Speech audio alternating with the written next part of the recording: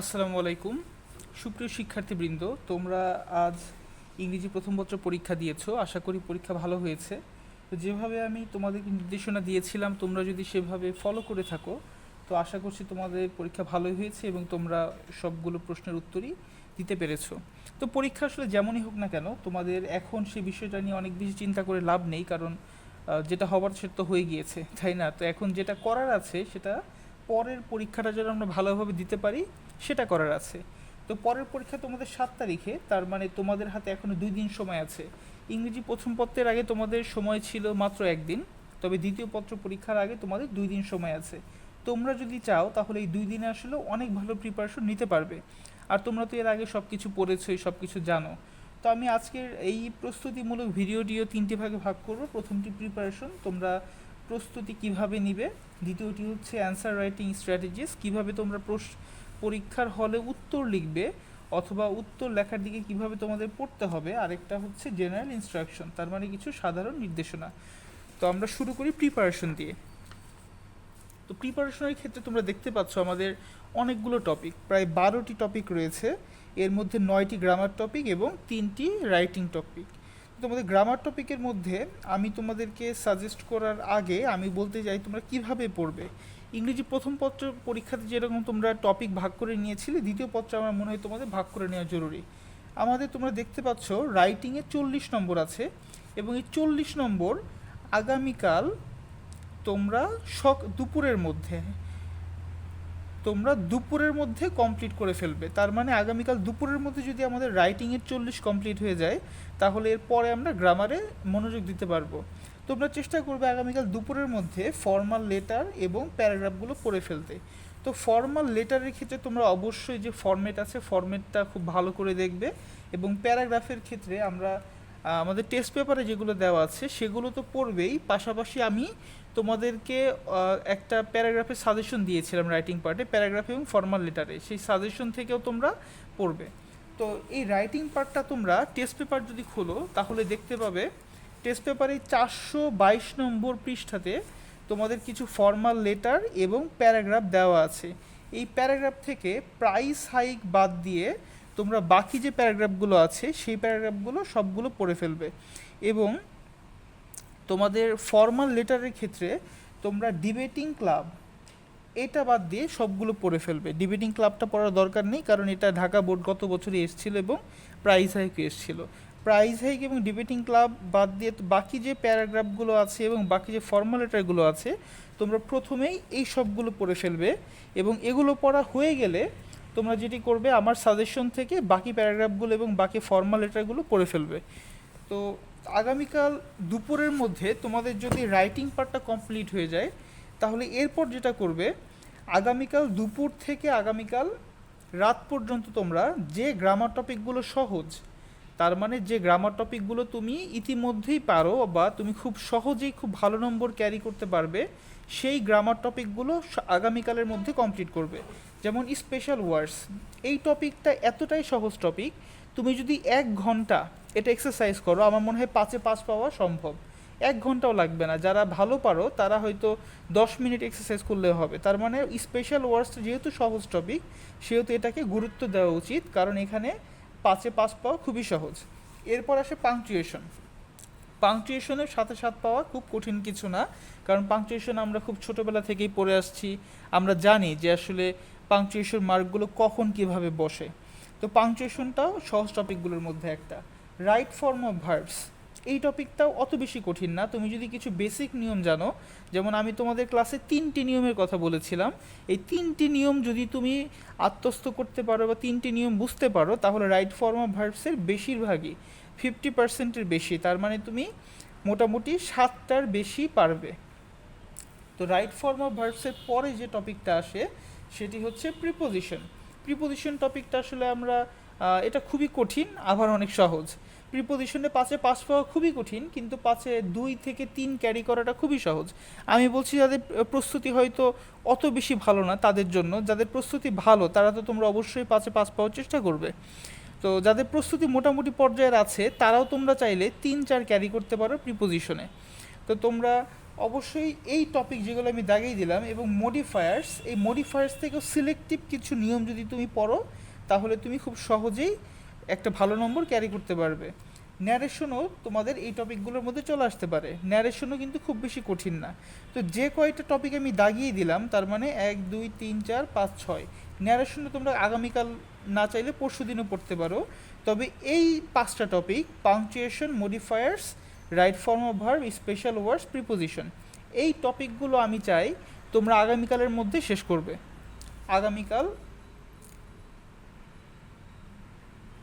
আগামীকাল রাতের মধ্যে তোমরা এই 5টা topic, preposition, special words, right form of verbs, modifiers এবং পাংচুয়েশন, এই 5টা টপিক শেষ করবে আগামীকাল রাতের মধ্যে, ঠিক আছে? এবং 5টা টপিক এমনভাবে শেষ করবে যেন এখান থেকে তোমরা 80% থেকে 90% মার্ক ক্যারি করতে পারো, বা এখান থেকে আসলে 100% ক্যারি করা সম্ভব। তো এই টপিকগুলো কোনোভাবেই ছাড়া যাবে না। তো এরপরে বাকি যে টপিকগুলো থাকে, সিনোনিম, অ্যান্টোনিম, কানেক্টরস নিয়ে বা সবারই কম বেশি একটু প্রবলেম আছে, ন্যারেশন আছে, কমপ্লিটিং সেন্টেন্স, অনেক বড় টপিক। তো এই টপিকগুলো নিয়ে আমি চাইবো তোমরা পরশু দিন শেষ করবে, বা তুমি যদি চাও তাহলে কোনো একটা টপিক আগে পরেও করতে পারো, কোনো সমস্যা নেই। তবে স্পেশাল ওয়ার্ডস এবং পাংচুয়েশন অবশ্যই আগামীকাল শেষ করবে, যেন এই 12 নম্বর তোমার কোনোভাবেই মিস না যায়।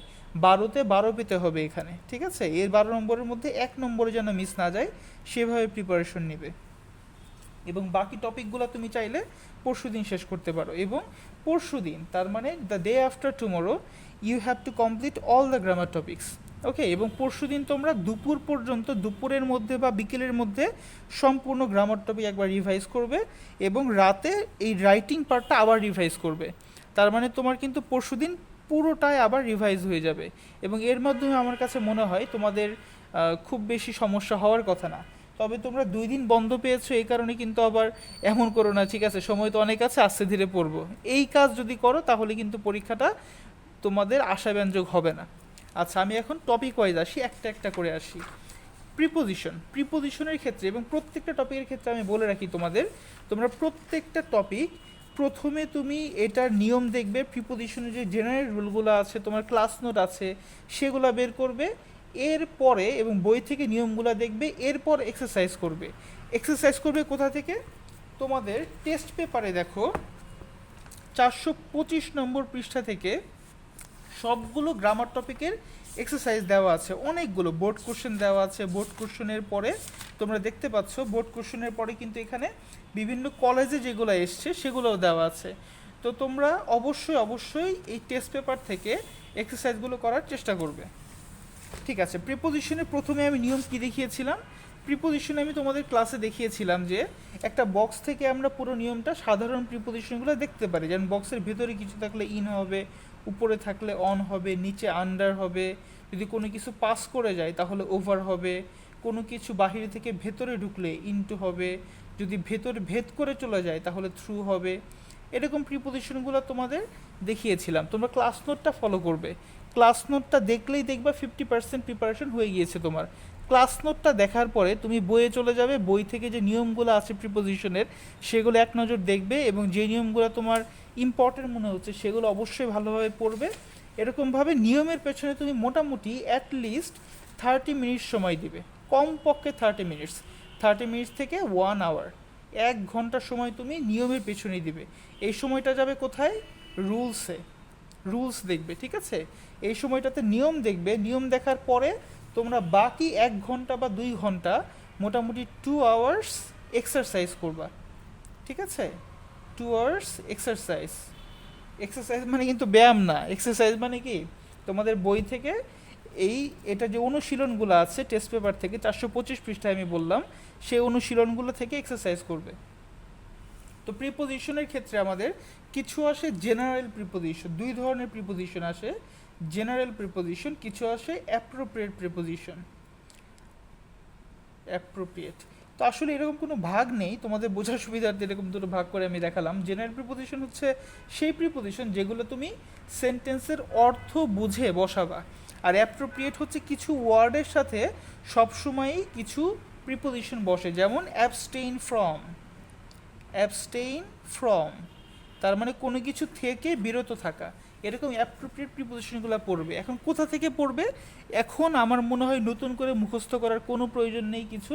তোমরা সরাসরি এক্সারসাইজে যাবে, সেখান থেকে যে প্রিপোজিশনগুলো তোমরা পারছো না সেগুলো অ্যাপ্রোপ্রিয়েট প্রিপোজিশন হলে মুখস্থ করে ফেলবে, এবং যদি না হয় সেক্ষেত্রে কেন প্রিপোজিশনটা বসলো সেটা বোঝার চেষ্টা করবে। তার মানে এখন তুমি এক্সারসাইজের মাধ্যমে তোমার প্রস্তুতিটা কমপ্লিট করবে। এখন কোনো নতুন করে কিছু মুখস্থ করা বা নতুন করে কিছুতে যাওয়ার কোনো দরকার নেই।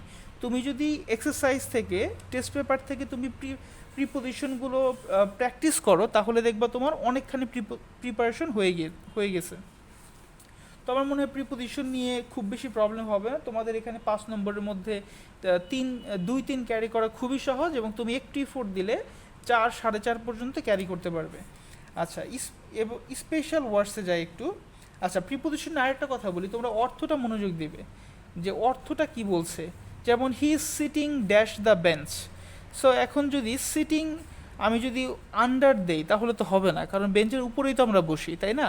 তাহলে অন দ্য বেঞ্চ, এরকমভাবে তোমরা প্রিপোজিশন অর্থটা বুঝে চেষ্টা করবে প্রিপোজিশনটা দেওয়ার। ওকে, তো স্পেশাল ওয়ার্ডসে যাই। এটা নিয়ে আসলে কিছু বলার নাই, এটা এত সহজ একটা টপিক। এটা মাত্র 10টা ওয়ার্ড দেওয়া আছে, এবং 10টা ওয়ার্ড এটা উইথ ক্লু। এটা তোমাদের ক্লাসে বহুবার পড়ানো হয়েছে, তোমরা 10টা ওয়ার্ডের অর্থ ভালোভাবে জানলে, এবং এটা তুমি বেশি না 30 মিনিটস যদি প্র্যাকটিস করো তাহলে তুমি 5-এ 5 পেয়ে যাবা। খুবই সহজ এটা। এবং যদি কারো এমন হয় যে তুমি প্র্যাকটিস করে 5-এ 5 পাচ্ছ না, আমি সাজেস্ট করব যতক্ষণ না তুমি 5-এ 5 পাচ্ছ ততক্ষণ তুমি স্পেশাল ওয়ার্ডস প্র্যাকটিস করবা, কারণ এইটাতে 5-এ 5 ওঠাতে না পারলে আসলে খুবই আনফর্চুনেট হবে। ঠিক আছে, আমরা পরের টপিকে যাই। কমপ্লিটিং সেন্টেন্স, এটাতে সবচেয়ে বেশি নম্বর, কত? 10। অন্য কোনো টপিকে কিন্তু এত নম্বর নাই, অন্য সব টপিকে 5 আছে, 7 আছে, কিন্তু এটাতে 10 নম্বর। তার মানে প্রতি একটা উত্তর দেওয়ার জন্য তুমি 1 নম্বর করে পাবে। তো এখানে তো অনেকগুলো রুল আছে, প্রায় 25-30টার মতো রুল আছে, আমি তোমাদের ক্লাসে দেখিয়ে দিয়েছিলাম। তবে তোমরা যেগুলো ইম্পর্ট্যান্ট সেগুলো আমি এখন লিখেছি এখানে, এগুলো তোমরা একটু ভালোভাবে দেখবে, এরপর বাকি রুলগুলো দেখবে। যেমন lest, with a view to, conditionals. Conditionals মানে কয়টা কন্ডিশনাল? 4টা কন্ডিশনাল আছে, 4 কন্ডিশনালস। ওই 4টা কন্ডিশনালই ভালো করে পড়বা, এবং বেশি ইম্পর্টেন্স দিবা ফার্স্ট, সেকেন্ড এবং থার্ড কন্ডিশনাল। এই 3টা কন্ডিশনালে বেশি ইম্পর্টেন্স দিবা। So that, so dot dot that, to, to, I wish, would that, unless. এই যে নিয়মগুলো আমি এখানে লিখেছি, এই নিয়মগুলো তোমরা প্রথমে কমপ্লিট করবা। তার মানে এই নিয়মগুলো যেন কোনো রকমই ভুল না হয়। বই থেকে নিয়মগুলো দেখে নিবা। প্রত্যেকটা নিয়ম এখন দেখাচ্ছি না, কারণ তাহলে অনেক লম্বা হয়ে যাবে ভিডিও। তো তোমরা এই নিয়মগুলো দেখে এরপরে তোমরা বাকি নিয়মগুলো দেখবা, এবং চেষ্টা করবা এগুলো প্র্যাকটিস করতে। যদি এটা তুমি না লেখো, লিখতে হবে বাবা, যদি না লেখো তুমি, তাহলে কিন্তু পরীক্ষার হলে যায় কিচ্ছু লিখতে পারবে না। কমপ্লিটিং সেন্টেন্স কিন্তু সেন্টেন্স তোমার নিজে থেকে ক্রিয়েট করতে হবে, কাজেই লিখতে হবে। অবশ্যই অবশ্যই কমপ্লিটিং সেন্টেন্স প্র্যাকটিসের সময় নিজে নিজে লেখার চেষ্টা করবা। এরপরে আনসার শিট দেখে তুমি বাকিটা নিজে দেখবা যে এটা হলো কি হলো না, তোমার রুল কি ঠিক আছে কি ঠিক নাই। আচ্ছা, রাইট ফর্ম অফ ভার্বে আসি। রাইট ফর্ম অফ ভার্বে 3টা নিয়ম আমি দেখিয়েছিলাম, খুবই সহজ। একটা হচ্ছে যদি প্রেজেন্ট ইনডিফিনিট টেন্স হয়, তাহলে থার্ড পারসন সিঙ্গুলার নাম্বার যদি আমার সাবজেক্ট হয়, তাহলে ভার্বের সাথে এস অথবা ইএস যুক্ত হয়। আবার বলছি, যদি প্রেজেন্ট ইনডিফিনিট টেন্স হয় সেন্টেন্সটা, এবং সেখানে সাবজেক্ট যদি থার্ড পারসন সিঙ্গুলার নাম্বার হয়, তাহলে ভার্বের সাথে এস বা ইএস যুক্ত হবে। এবং যদি থার্ড পারসন প্লুরাল হয়, তাহলে ভার্বের সাথে কিছুই যুক্ত হবে না, সরাসরি V1 হবে। ঠিক আছে, এই একটা জিনিস তুমি মনে রাখলে অনেকগুলো রাইট ফর্ম অফ ভার্ব পেরে যাবা। এবং আমি বলেছিলাম যে কিভাবে বুঝতে হয় এটা প্রেজেন্ট টেন্সে না অন্য কোনো টেন্সে। সাধারণত যদি কোনো গল্প থাকে, গল্পগুলো হয় পাস্ট টেন্সে, কিন্তু যদি কোনো জেনারেল ইনস্ট্রাকশনমূলক কথাবার্তা থাকে বা জেনারেল টপিক নিয়ে প্যারাগ্রাফের মতো থাকে, যেমন এডুকেশন নিয়ে থাকে, ট্রাফিক জ্যাম নিয়ে থাকে, রিলেশনশিপ নিয়ে থাকে, তাহলে সেগুলো হয় সাধারণত প্রেজেন্ট টেন্সে। আচ্ছা, সেকেন্ড যেটা মোডাল অক্সিলিয়ারি। মোডাল অক্সিলিয়ারির পরে ভার্বের বেস ফর্ম বসে। এবং থার্ড বলেছিলাম প্রিপোজিশন, এটার পরে ভার্বের সাথে আইএনজি বসে, কিন্তু যদি টু থাকে, টু এর পরে আবার V1 বসে। কিন্তু সেটা যদি উইথ আ ভিউ টু হয়, তাহলে এরপরে আবার ভার্বের সাথে আইএনজি বসবে। বুঝতে পেরেছো? তার মানে আমাদের এই তিনটা রুল কিন্তু অনেক বেশি কমন। তুমি এই তিনটা রুল যদি মুখস্থ করতে পারো, আমি তোমাকে গ্যারান্টি দিয়ে বলতে পারি তুমি অ্যাটলিস্ট 3 থেকে 4টা কমন পাবা, কমপক্ষে না পেলেও তুমি 3 থেকে 4টা পারবা যদি তুমি এই তিনটা রুল ভালোভাবে জানো। এবং সাধারণত এই 3 থেকে 7 থেকে 8টা right form of verb common পড়ে, তুমি যদি শুধুমাত্র প্রশ্ন পড়ে একটু বুঝতে পারো। ঠিক আছে, এই তিনটা রুল ভালো করে মনে রাখবা এবং ক্লাস নোটটা ফলো করবা। ক্লাসে তো আরও অনেকগুলো রুল দেখিয়েছিলাম, আরও অনেকগুলো ওয়ে দেখিয়েছিলাম, অনেক বিস্তারিত বর্ণনা করেছিলাম। ক্লাস নোটটা ফলো করবা। এবং রাইট ফর্ম অফ ভার্ব কখনোই ফাঁকা রেখে আসবে না। পরীক্ষার শেষের দিকে যদি তোমার মনে হয় তুমি পারতেছো না, তাহলে ভার্ব যেটা আছে সেটাই দিয়ে আসবা। ওকে, কখনোই তুমি ফাঁকা রেখে আসবা না। Right form of verb, preposition, এগুলো কিছু না কিছু দিয়ে আসবা, কারণ কিছু দিয়ে আসলেই নাম্বার পাওয়ার সম্ভাবনা আছে। ফাঁকা খাতায় তো স্যার নাম্বার দিতে পারবে না, তাই না? আচ্ছা, আমরা পরের টপিকে যাই। ন্যারেশনে চেঞ্জ করতে হয় 3 ধরনের। এই 3 ধরনের চেঞ্জে প্রথমটা হচ্ছে চেঞ্জ অফ টেন্সের চেঞ্জ করতে হয়। সকল প্রেজেন্ট টেন্স পাস্ট টেন্স হয়ে যাবে, পাস্ট ইনডিফিনিট হয়ে যাবে পাস্ট পারফেক্ট, পাস্ট কন্টিনিউয়াস হয়ে যাবে পাস্ট পারফেক্ট কন্টিনিউয়াস, আর পাস্ট পারফেক্ট এবং পারফেক্ট কন্টিনিউয়াসের কোনো চেঞ্জ নাই। তো এই যে চেঞ্জটা ভালো করে দেখবা, পার্সনের চেঞ্জটা ভালো করে দেখবা, আর ওয়ার্ডের চেঞ্জটা ভালো করে দেখবা। এই 3 ধরনের চেঞ্জ তোমাদের ক্লাসে অনেকবার পড়িয়েছি, অনেকবার রিভাইজ দেওয়া হয়েছে। তোমরা একটু ক্লাস নোটটা ফলো করবা এবং এরপরে এক্সারসাইজ করবা কই থেকে? টেস্ট পেপারের 425 নম্বর পৃষ্ঠা থেকে অনেকগুলো এক্সারসাইজ দেওয়া হচ্ছে সবগুলো টপিকে, সেখান থেকে এক্সারসাইজ করবা। সেখানে বোর্ড কোশ্চেন আছে, সেখানে টেস্ট পেপার থেকে টেস্ট অ্যানালাইসিস দেওয়া আছে, সেখানে বিভিন্ন কলেজের প্রশ্ন আছে, সেগুলো এক্সারসাইজ করবা। আচ্ছা, মডিফায়ার্স আসে। মডিফায়ার্স তোমাদের অনেকের কাছেই অনেক কঠিন লাগে। আমি খুব সহজ করে, যাদের হয়তো কঠিন লাগতেছে তাদের জন্য এই যে কয়টা লিখে দিছি আমি, প্রি মডিফায়ার এবং পোস্ট মডিফায়ারের। প্রি মডিফায়ার থেকে ডিটারমিনার্স, ইন্টেন্সিফায়ার, ডেমনস্ট্রেটিভস, পজেসিভ, অ্যাডজেক্টিভ। তুমি মোটামুটি এই কয়টা ভালো করে পড়ো, এবং পোস্ট মডিফায়ার থেকে ইনফিনিটিভ আর পার্টিসিপল, এই কয়টা যদি ভালোভাবে পড়তে পারো মডিফায়ার্সের, তুমি 50% কমন পাবো বলে ধরা যায়। এবং বাকিগুলো থেকে হয়তো বাকি 50% আসবে। এটা হচ্ছে অ্যাজাম্পশন, সাধারণত এরকমভাবেই প্রশ্ন আসে। তো তুমি এগুলা কমপ্লিট করো আগে, এগুলো কমপ্লিট করার পরে তুমি অন্যান্য টপিকগুলো বা অন্যান্য রুলগুলো কমপ্লিট করো, এবং এরপরে গিয়ে তুমি এক্সারসাইজ করো। এবং বারবার আমি বলতেছি, সবসময় প্রথমে যেটা করবা, প্রথমে তুমি রুলসগুলো দেখবা, যে নিয়মগুলো আছে, এরপরে এক্সারসাইজে যাবা। তাহলে কি হবে, তুমি রুলের সাথে মিলাইতে পারবা যে এটা কেন হলো বা কেন হলো না। ঠিক আছে? আচ্ছা, কানেক্টরস দিয়ে খুব বেশি কথা বলবো না। তোমাদের বিভিন্ন কানেক্টরসের ক্যাটাগরি আছে, যেমন সিমিলারিটি হইলে সিমিলারিটি একটা ক্যাটাগরি, কন্ট্রাস্ট একটা ক্যাটাগরি, এরকম ক্যাটাগরিক্যাল বিভিন্ন ওয়ার্ড আছে। তোমরা ক্যাটাগরিগুলো বোঝার চেষ্টা করবা, মিনিংটা কী বোঝাচ্ছে সেটা বুঝে কানেক্টর দিবা। এবং কানেক্টরে সো, দেয়ারফর এগুলো অনেক বেশি বসে। যদি কোথাও না বুঝতে পারো যে কি হবে, অনেক কিছু চিন্তা করে কোনো কিছু খুঁজেই পাচ্ছ না, তাহলে সো বা দেয়ারফর দিয়ে আসবা, হইলেও হয়ে যেতে পারে। ঠিক আছে? বা কিছু কমন কানেক্টর আছে, সো, দেয়ারফর, বিসাইডস, তারপরে মোর ওভার, এই কানেক্টরগুলোর নিয়মগুলো ভালো করে দেখে যাবা। ঠিক আছে? আর অবশ্যই তোমাদের সেন্টেন্সের অর্থ বুঝতে হবে, অর্থ না বুঝলে আসলে কানেক্টর পারা একটু কঠিন হয়ে যায়। সিনোনিম অ্যান্টোনিমের ক্ষেত্রে দুটো বিষয় খেয়াল রাখবা, একটা পার্টস অফ স্পিচ, একটা কনটেক্সট। পার্টস অফ স্পিচ অনুযায়ী তোমার সিনোনিম বা অ্যান্টোনিম লিখতে হবে, এবং কনটেক্সট অনুযায়ী তোমার সিনোনিম বা অ্যান্টোনিম দিতে হবে। যেমন সাকসেস, এই সাকসেসের অ্যান্টোনিম কী হবে? বিপরীত শব্দ ফেল হবে? ফেল কিন্তু হবে না, এটা হবে ফেইলার। ঠিক আছে? Success, failure. সাকসেস মানে সফলতা, ফেইলার মানে ব্যর্থতা। ফেল কিন্তু মূলত ভার্ব, তো ভার্ব কিন্তু দেওয়া যাবে না। সাকসেস এখানে নাউন, ফেইলারও নাউন। তো এইভাবে তোমাদের দিতে হবে, পার্টস অফ স্পিচটা মেনটেন করে দিবা। ঠিক আছে? এটা মাথায় রাখবা।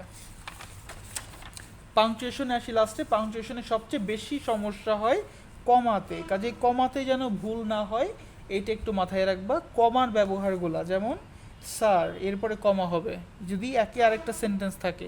এই কমার ব্যবহারটা বই থেকে ভালোভাবে দেখবা, এবং কমার পরে যে প্রশ্নবোধক চিহ্ন আছে এটার ব্যবহার দেখবা। এবং তোমাদের দুইভাবে পাংচুয়েশন আসে, একটা ডায়লগ আকারে আসে, আর একটা আসে হচ্ছে কোনো একটা গল্প, মানে ন্যারেশনের মতো করে আসে। যদি ডায়লগ আকারে আসে, কখনোই ইনভার্টেড কমা বসবে না। মনে রাখবা ডায়লগ যদি আসে বা ডায়লগ আকারে আসে কোনো সময় ইনভার্টেড কমা বসবে না, ঠিক আছে? মাথায় রাখবা ডায়লগ আকারে আসলে কিন্তু ইনভার্ট কমা হবে না, শুধুমাত্র যদি ন্যারেশনের মতো আসে তাহলে ইনভার্ট কমা হবে।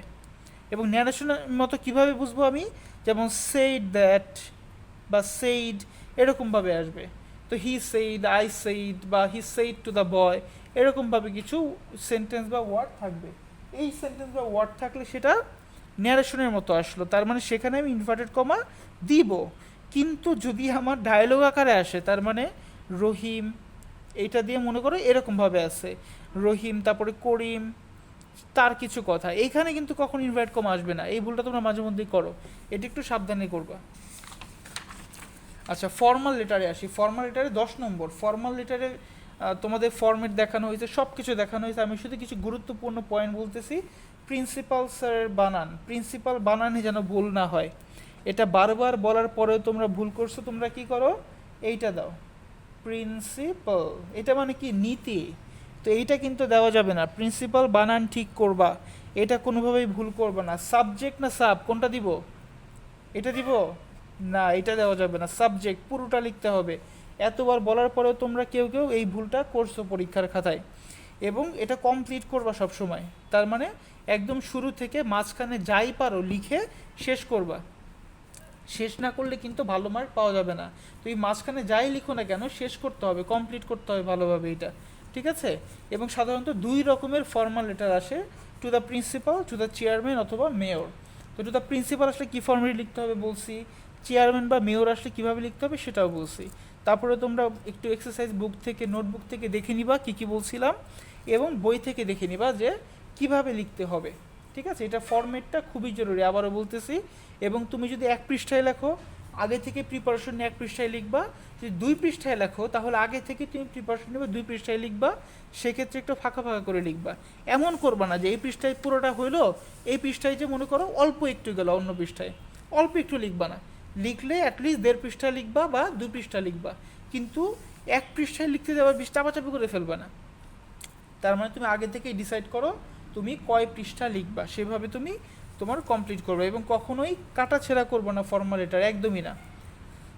ফর্মাল লেটারে প্রেজেন্টেশন একটা গুরুত্বপূর্ণ বিষয়। ফর্মাল লেটারে অবশ্যই প্রেজেন্টেশন খুব ভালোভাবে করবা, কাটাছেঁড়া করবা না, সুন্দরভাবে লিখবা, সময় নিয়ে লিখবা, ঠিক আছে? লাস্ট আসি প্যারাগ্রাফ। প্যারাগ্রাফ 2 ধরনের আসবে, 2টা প্যারাগ্রাফে কিন্তু অনেক নম্বর, 30 নম্বর, 15 গুণন 2 30। সো 30 নম্বর কিন্তু অনেক নম্বর, তাই না? সো এই 30 নম্বরের জন্য আমাদের লিখতেও হবে প্যারাগ্রাফ। তুমি অ্যাটলিস্ট 2.5 পেজেস লিখবা, ওকে? তার মানে 3 পেজ পর্যন্ত লিখতে পারো তুমি, 2.5 থেকে 3 পেজেস, মনে থাকবে। 2 পেজের কম তো লিখবাই না, 2.5 থেকে 3 পেজ প্যারাগ্রাফ লিখবা। 15 নম্বরের প্যারাগ্রাফ এক একটা। তো একটা হচ্ছে ডেসক্রিপটিভ, একটা কজ অ্যান্ড ইফেক্ট প্যারাগ্রাফ। এখন ডেসক্রিপটিভ প্যারাগ্রাফ কোনগুলো আমরা জানি, কজ অ্যান্ড ইফেক্ট কোনগুলো সেগুলোও জানি। এবং এটার জন্য একটা ফর্মেটও দেখিয়ে দিছিলাম, এবং তোমাদেরকে বলছিলাম যে এই প্যারাগ্রাফগুলো কীভাবে লিখতে হয়, কি কি আসবে, সব কিছুই বলা আছে তোমাদের। তো এই মুহূর্তে আমি শুধু এইটুকু বলতে চাই যে প্যারাগ্রাফে কখনোই তোমরা এই 2.5 পৃষ্ঠার নিচে লিখবা না, কারণ এটা রাইটিং পার্ট। রাইটিং পার্টে তুমি যদি না লেখো, ভলিউম ভালো না থাকে, তাহলে নম্বর পাওয়ার সম্ভাবনা অনেক কমে যায়। তো অবশ্যই ভলিউম ভালো লিখবা, বেশি করে লিখবা, যেন শিক্ষকের নম্বর দেওয়ার সুযোগটা থাকে। যদি তোমার খাতায় লেখা থাকে শিক্ষক কিন্তু চাইলেই নম্বর দিতে পারবে, কিন্তু তুমি যদি না লিখো, তুমি তোমার খাতায় লেখাই না থাকে, নাম্বারটা দেবে কোথায়?